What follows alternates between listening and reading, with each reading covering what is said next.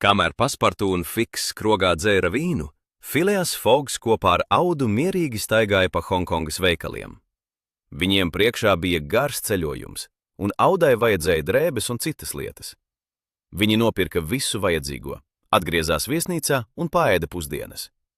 Kad vakarā viņa sulainis neieradās, Phileas Foggs izbrīnījās, tomēr viņš nejūtās satraukts, bet Paspartu neieradās arī nākamajā rītā. Misters Foggs nezaudēja mieru. Viņš lika nogādāt bagāžu uz kuģa un kopā ar Audu devās uz ostu. Viņš cerēja tur ieraudzīt kuģi Karnatika un pazudušo sulaini. Bet kuģa ostā nebija, un tur nebija arī Paspartu. Auda uztraucās un jautāja: kur ir mūsu kuģis, un kur ir Paspartu? Šķiet, ka kuģis Karnatika ir projām, Foggs atbildēja. Un man nav ne jausmas, kur ir Paspartu. Tajā brīdī pie viņiem pienāca misters Fiks. Piedodiet, vai jūs arī nokavējāt Karnatiku? Izrādās, ka remonts beidzās ātrāk nekā paredzēts, un kuģis izbrauca jūrā vakar vakarā. Neviens par to nebrīdināja. Nākamais reiss uz Jokohamu būs tikai pēc nedēļas.